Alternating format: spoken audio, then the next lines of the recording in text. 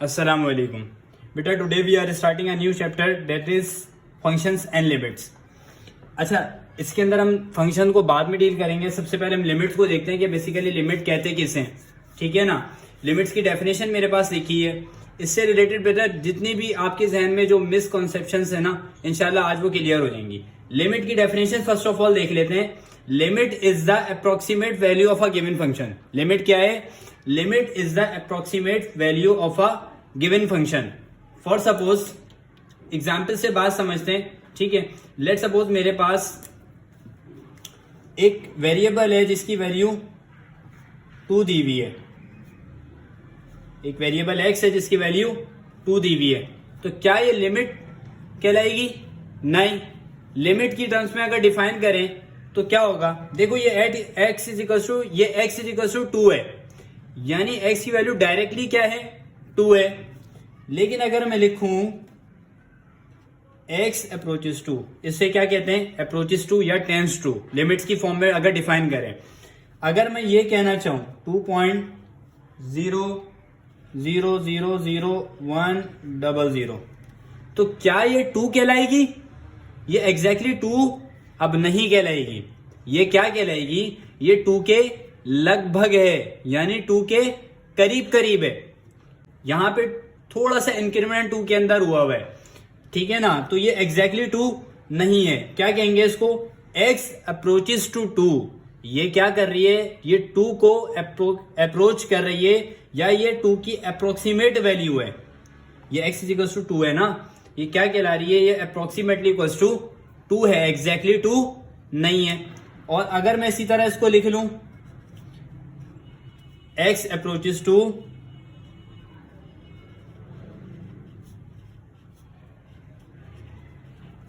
1.999786, तो ये क्या कहलाएगी? ये एग्जैक्टली 2 कहलाएगी? नहीं, एग्जैक्टली 2 नहीं है। x टेंड्स कर रहा है किसको? 2 को। यहां तक भाई ये बात समझ आई कि लिमिट के अंदर अप्रोक्सीमेट वैल्यू लेते हैं, ठीक है ना। वो क्यों लेते हैं वो सारी बात इंशाल्लाह मैं आगे आपको क्लियर कर दूंगा। लेकिन अभी एग्जाम्पल समझें कि अगर x की वैल्यू मैंने लिमिट की टर्म्स में x इज इक्वल टू 2 को लिमिट की टर्म में डिफाइन करना है, तो क्या करूंगा? एग्जैक्टली 2 नहीं लूंगा, बल्कि उसके थोड़ा करीब करीब उसके लूंगा, या तो उससे उससे थोड़े पहले वाली वैल्यूज जो बहुत करीब हो 2 के, या 2 के बाद वाली वैल्यूज जो कि बहुत करीब हो 2 के, ज्यादा दूर नहीं जाना, क्योंकि ये क्या है? अप्रोक्सीमेट वैल्यू है 2 की। लिमिट क्या है? Approximate value of a given function. Let suppose we have another example. अगर मेरे पास लिखा है लिमिट x अप्रोचेस टू 2, अब इस फॉर्म में देख लो, देखो ना, और लिखा है मेरे पास x स्क्वायर, ठीक है। ये एग्जांपल है, x अप्रोच कर रहा है किसको? 2 को। अब मेरा बेटा आपके जहन में ये बात तो आएगी, का आंसर क्या हो जाएगा? 2 पुट करने 4 आ जाएगा। देखो 4 तो आएगा आंसर, ये बात ठीक है, आना तो 4 ही है इस पूरे चीज को सॉल्व करने के बाद आंसर। लेकिन हम डायरेक्ट एग्जैक्टली 2 नहीं पुट करते, या तो 2 के करीब करीब जो पहले वाली वैल्यूज हैं वो पुट करेंगे, या 2 के बाद जो करीब करीब वैल्यूज हैं वो पुट करेंगे। आंसर 4 ही आएगा, बात ठीक है। लेकिन इसके पीछे क्या कॉन्सेप्ट है कि किस तरह हम लिमिट्स को सॉल्व करते हैं, लिमिट बेसिकली है क्या, समझ रहे हैं। अब देखो मैं क्या करता हूं, मुझे क्या दिया हुआ है? नंबर 2 दिया हुआ है ना, तो यहां मैंने सबसे पहले 2 लिखा, और 2 से पहले कितनी वैल्यूज होती हैं? 2 से पहले वैल्यू होती है 1, उससे पहले 0, 2 के बाद 3 होगी, उसके बाद 4 होगी, सही है ना। ये आपके पास आ गई। अब क्या करना है? हम क्या करेंगे? अप्रोक्सीमेट वैल्यू पुट करेंगे इस टर्म के अंदर, ठीक है ना, इस फंक्शन के अंदर जो गिवन है। देखो 2 से करीब तरीन अप्रोच कर रहे हैं 2 को। सबसे पहले तो इसका मतलब क्या है? अप्रोचेस टू, यस और नो। देखो अप्रोचेस 2 का मतलब क्या है? या तो 2 की तरफ ऐसे जाना होगा, या तो 2 की तरफ ऐसे जाना होगा, यस और नो। अब 2 से पहले करीब तरीन वैल्यूज लेते हैं, दूर वाली नहीं लेते। अब करीब तरीन वैल्यूज क्या हो सकती है? 1. फॉर एग्जाम्पल 95 ले ली मैंने क्या ले ली? 1.95 ले ली। और उसके बाद 2 के बाद जो करीब तरीन वैल्यूज हैं वो क्या हैं, और सपोज मैंने 2.03 ले ली, ठीक है। अब लिमिट का बेहतरीन सा तुम कॉन्सेप्ट समझ लो, सारी जिंदगी इंशाल्लाह तुम्हें लिमिट सब नहीं भूलेगा। अब आगे देखो, लिमिट यहां लिखा मैंने और यहां मैं वो फंक्शन लिख देता हूं, यस और नो, ठीक है। अब लिमिट सबसे पहले मैंने क्या करीब तरीन वैल्यूज पुट करनी है ना, या तो पहले वाली या बाद वाली। हम पहले पुट करके देखते हैं 1.95, एग्जैक्टली 2 नहीं करूंगा क्योंकि लिमिट का कॉन्सेप्ट है।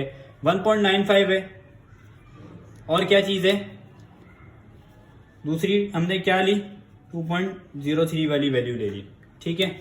अब क्या करो, इसे कैलकुलेटर में पुट करो और आंसर बताओ। अगर मैं 1.95 इस फंक्शन के अंदर पुट करता हूं तो मुझे आंसर बता दो। तो 1.95 का स्क्वायर अप्रोक्सीमेटली किसके बराबर आ रहा है, 3.8 के बराबर, ठीक है। और 2.03 पुट करो, इसका स्क्वायर लो, क्या आंसर आ रहा है 4.12। ये बात समझ आ रही है, ठीक है। तो इस वजह से मैं क्या कहूंगा, इसका आंसर मैं क्या ले लूं, 4 ही तो ले लूं, ठीक है ना। देखो भाई 3.8 भी अप्रोच कर रहे हैं किसको, 4 को। 4.12 भी क्या है अप्रोक्सीमेटली इक्वल्स टू 4 ही है ना, यस और नो। तो मैं इस वजह से कह रहा हूं कि लिमिट के अंदर हम अप्रोक्सीमेट वैल्यू पुट करेंगे। तो अगर इस फंक्शन के अंदर मैं 2 से पहले वाली करीब तरीन या 2 के बाद करीब तरीन वैल्यूज पुट करूंगा तो मेरे पास आंसर क्या आएगा, 4 ही आएगा, ठीक है। लेकिन आपको पता है कि हम अप्रोक्सीमेट वैल्यू पुट करते हैं, एग्जैक्ट वैल्यू पुट नहीं करते। अब अप्रोक्सीमेट वैल्यू पुट कर रहे हैं तो यह आंसर आ रहा था, तो हमने इसको क्या कह दिया भाई अप्रोक्सीमेटली इक्वल्स टू 4 ही है। इस वजह से इसका आंसर क्या होता है, 4 आता है। ये बात समझ आई, क्लियर हुआ ये कॉन्सेप्ट। लिमिट क्या है, बेसिकली लिमिट अप्रोक्सीमेट वैल्यू है किसी भी गिवन फंक्शन की।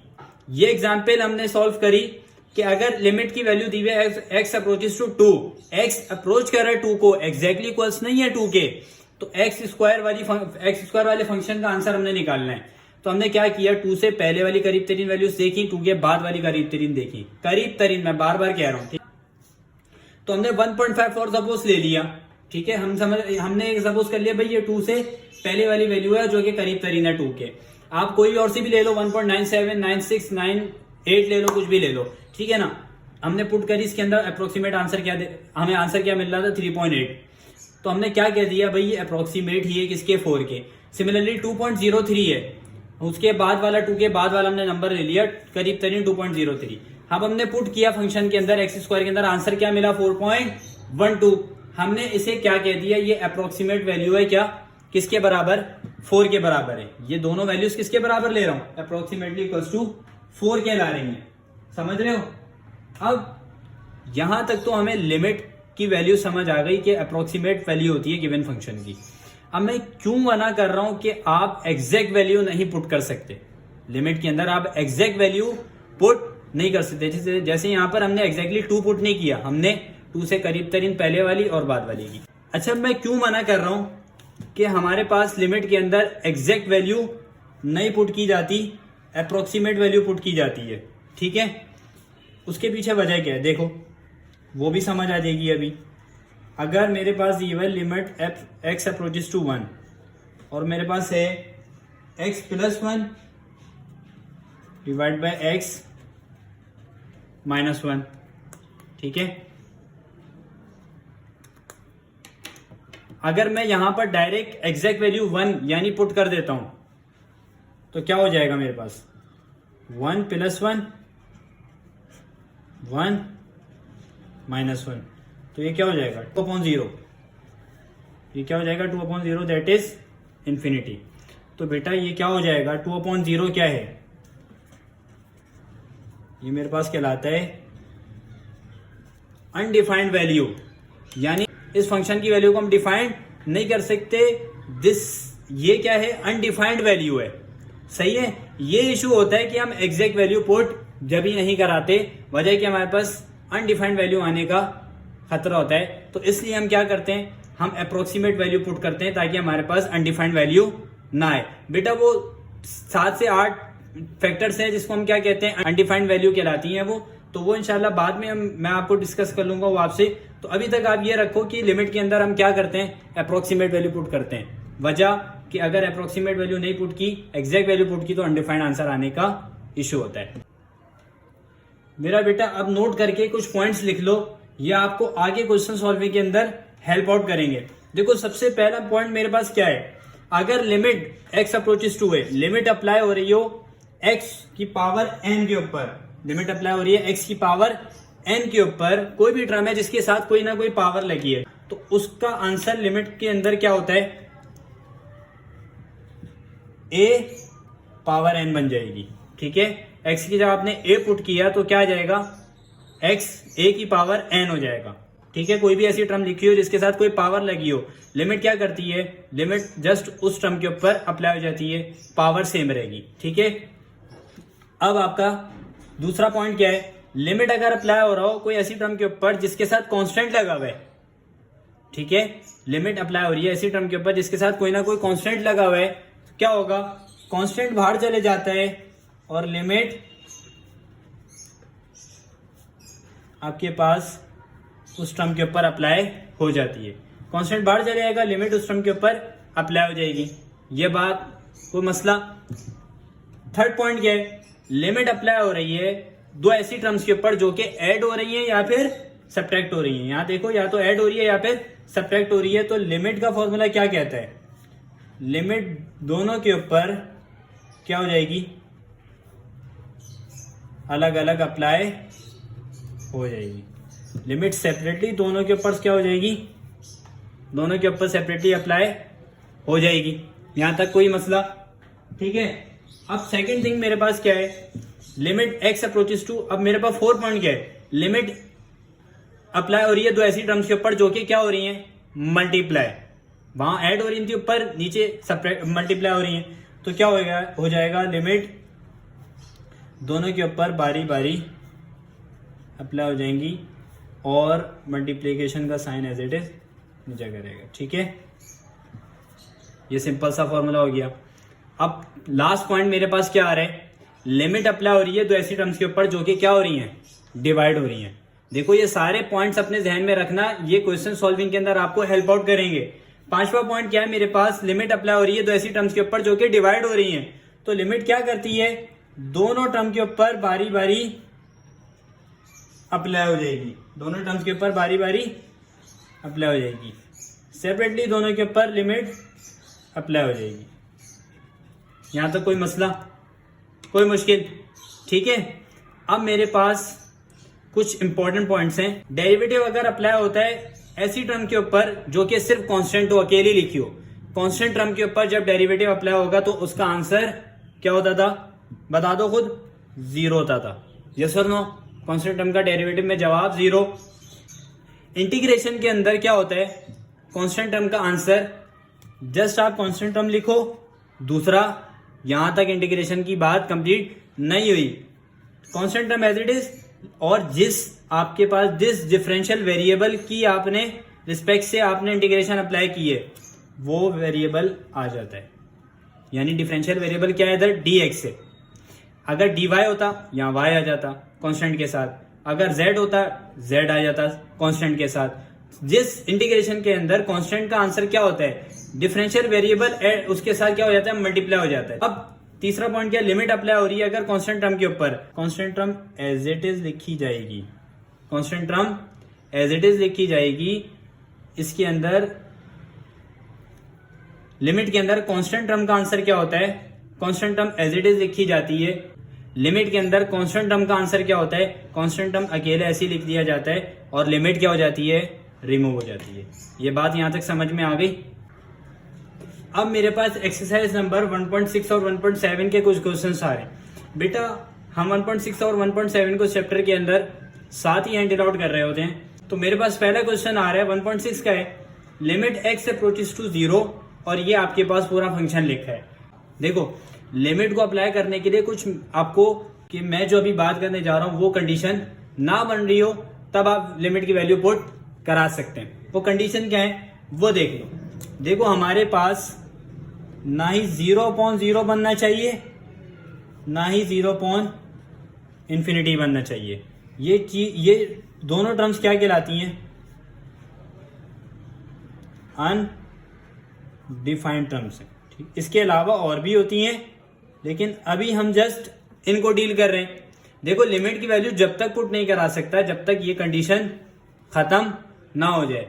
मिसाल के तौर पर 0 पुट कराने पर अगर ये कंडीशन बन रही है, लिमिट को पुट नहीं कराना, सॉल्व करना है, लिमिट को जब तक सॉल्व करते रहो जब तक ये कंडीशन खत्म हो जाए, क्वेश्चन के अंदर ये कंडीशन ना बन रही हो। यस और नो समझ आ रही है? मिसाल के तौर पर अगर मैं x अप्रोच कर रहा है 0 को, ठीक है, x अप्रोच कर रहा है 0 को। अब आपको एक बात पता है, x अप्रोचेस टू 0 यानी 0 के करीब करीब ही होगा। तो हमने क्या करना है, अगर 0 पुट कर दिया x की जगह, तो मुझे बताओ, यहाँ भी 0, यहाँ भी 0, यहाँ भी 0, यहाँ भी 0, यहाँ भी 0, क्या कंडीशन बन रही है? 0/0। एग्री कर रहे हो? यस और नो? 0/0 बन रही है। तो हमने जब तक लिमिट के क्वेश्चन को सॉल्व करना है जब तक ये कंडीशन हमारी खत्म ना हो जाए। ये बात ठीक है? लिमिट के क्वेश्चन को सॉल्व करने की ये कंडीशन है, जब तक सॉल्व करते रहो जब तक ये कंडीशन खत्म ना हो जाए। अब देखो, यहां पर अगर लिमिट x अप्रोचेस टू 0 है, मैं क्या करने जा रहा हूं, इन सब में कौन सी टर्म कॉमन नजर आ रही है? बोलो। x कॉमन है, ठीक है। अंदर क्या बचा ब्रैकेट में? 3x² माइनस का 2x प्लस 1, ठीक है, डिवाइड बाय, नीचे से भी क्या कॉमन लेना है? x कॉमन लेना है। क्यों x कॉमन क्यों लेना है? वजह ये कि मैं ये वाली कंडीशन से बचना चाहता हूं। अगर 0.infinity आ गया तब भी अनडिफाइंड है, 0.0 आ गया तब भी अनडिफाइंड है। तो हमें अनडिफाइंड नहीं चाहिए बेटा, हमें एक वैल्यू चाहिए, हमें पर्टिकुलर आंसर चाहिए। अब x कॉमन लोगे, 4x प्लस 2, यहां पर क्या होने जा रहा है? यहां से x कैंसिल आउट हो गया। मेरे पास टर्म क्या बच रही है? Limit x approaches to 0, 3x² minus 2x plus 1, नीचे 4x प्लस का 2। ये बात समझ आ गई? अब लास्ट थिंग मैं क्या करने जा रहा हूं, देखो, अब एक काम करो, अब लिमिट अप्लाई कर दो, करके देखो। x की जगह 0 आ गया, यहां भी 0 आ गया, यहां भी 0, तो क्या पूरी टर्म 0 हो जाएगी? क्या ये सब ऊपर भी 0 नीचे भी 0 हो जाएगा, या 0.infinity हो जाएगा? कुछ भी नहीं। अब मेरे पास एक आंसर आएगा जब भी मैं लिमिट अप्लाई कर रहा हूं। तो अप्लाइंग लिमिट, ठीक है, सिंपल सा आंसर क्या आने जा रहा है?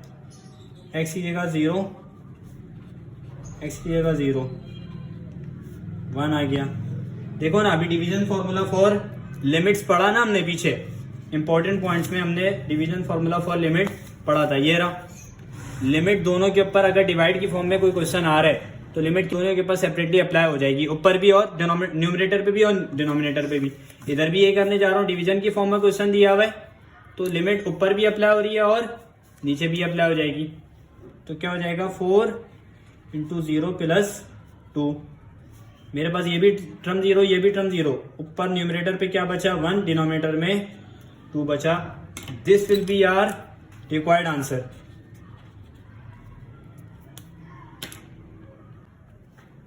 अब मेरे पास सेकंड क्वेश्चन आ रहा है, limit x approaches to 3। Limit क्या है? x अप्रोच कर रहा है 3 को, और क्वेश्चन क्या है? x² minus 9 divide by x minus 3। देखो, हम ऊपर पढ़ चुके हैं बेसिक कंडीशन, लिमिट जब तक पुट नहीं करेंगे जब तक अनडिफाइंड टर्म्स हमारी खत्म ना हो जाए। अब मैं अगर डायरेक्ट 3 पुट कर देता हूं, मिसाल के तौर पर अगर मैं डायरेक्ट 3 पुट कर देता हूं तो ये क्या हो जाएगा? 3 का स्क्वायर 9, और ना यहाँ नीचे 3 माइनस 3, तो 9 माइनस 9 3 माइनस 3 क्या हो जाएगा? 0.0, यानी अनडिफाइंड कंडीशन आ रही होगी, अनडिफाइंड टर्म आ रही होगी, इसलिए मैं डायरेक्ट 3 को पुट नहीं कर सकता। क्या करने जा रहा हूं?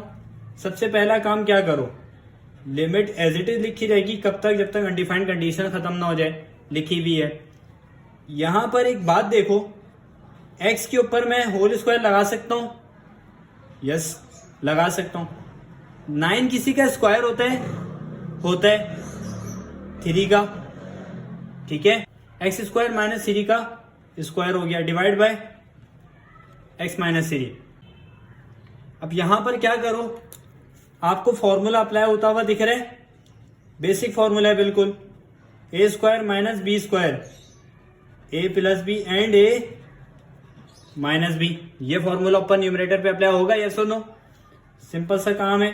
Limit x approaches to 3, X plus 3 X minus 3 divide by X minus 3। अब मेरा बेटा यहां पर हो क्या रहे, एक्स प्लस एक्स माइनस 3 से एक्स माइनस 3 कैंसिल हो गया। मेरे पास टर्म क्या बच के आ रही है, सिंपल, मेरे पास एक ही टर्म बच रही है, दैट इज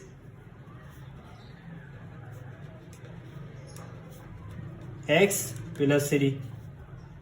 सही है। अब क्या कर दो, अब जरा लिमिट अप्लाई करके देखो क्या आंसर हो रहा है, अनडिफाइंड बन रहा है? नहीं। तो अब लिमिट अप्लाई करेंगे हम। जब तक लिमिट अप्लाई नहीं कर सकते जब तक अनडिफाइंड टर्म हमारी खत्म ना हो जाए। अब लिमिट अप्लाई कर दी, 3 प्लस 3, आंसर विल बी 6 हो जाएगा। This will be your required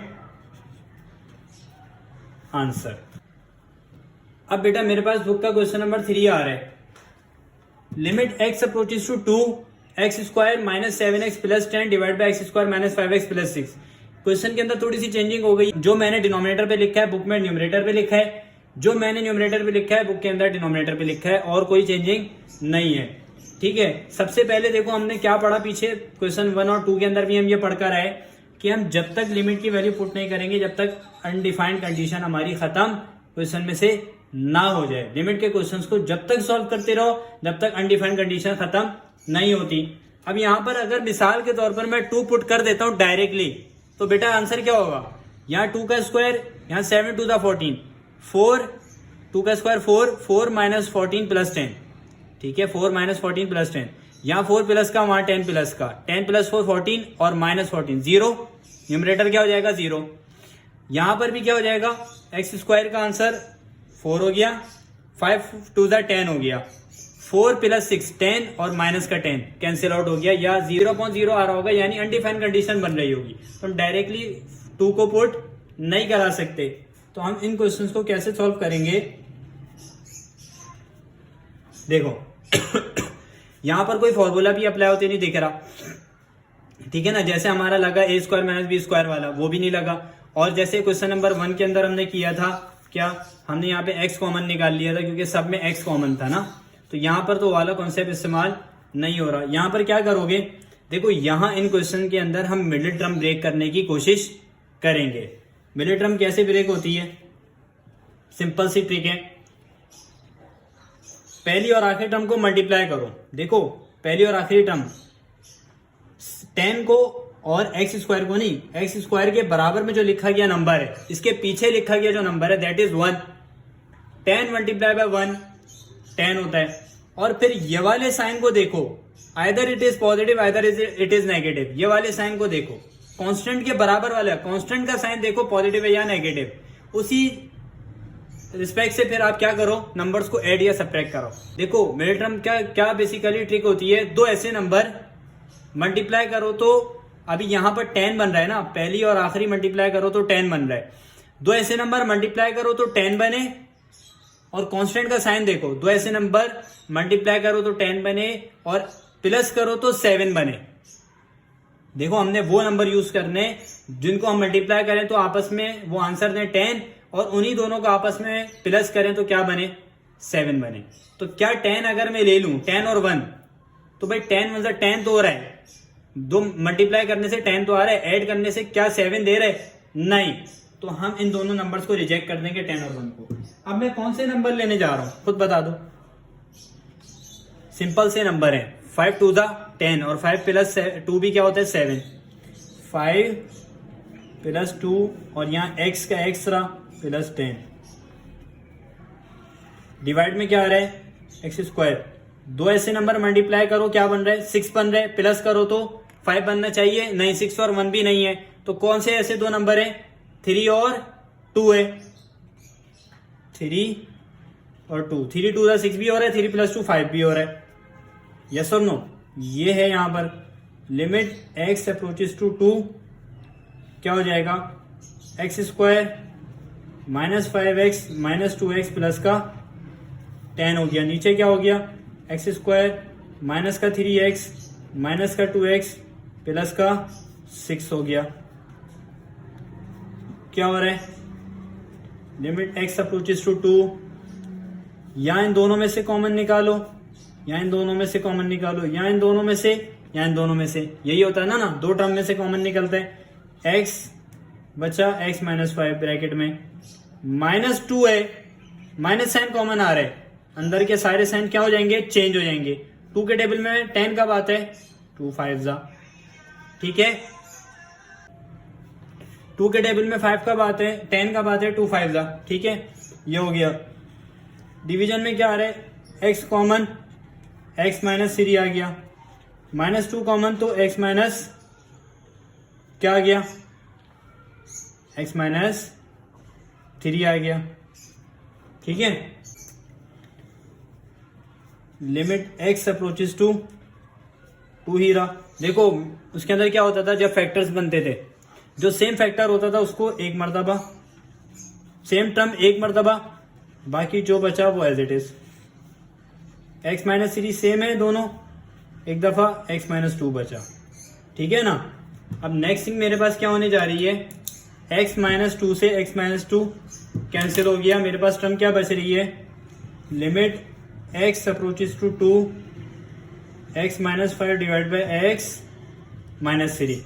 अब देखो अगर मैं 2 पुट करता हूं तो क्या मुझे अनडिफाइंड टर्म मिलेगी, पुट कर लो। 2 -5 क्या हो जाएगा, -3, और 2 -3 -1 हो जाएगा, यानी मुझे एक स्पेसिफिक आंसर मिलेगा, अनडिफाइंड टर्म नहीं मिलेगी। तो अब मैं क्या करने जा रहा हूं, अप्लाइंग लिमिट, ठीक है।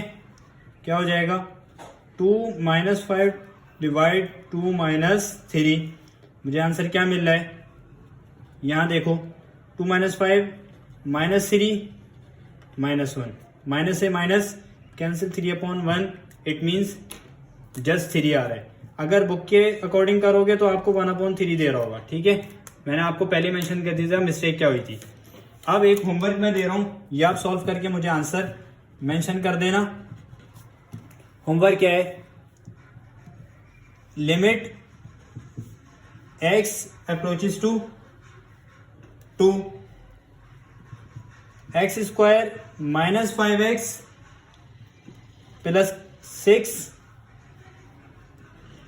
x स्क्वायर -12x प्लस 20, ठीक है। ये आपके पास होमवर्क है, इसका मुझे आंसर मेंशन कर देना, बिल्कुल सेम इसी पैटर्न पर होगा जो हमने क्वेश्चन नंबर 3 किया है।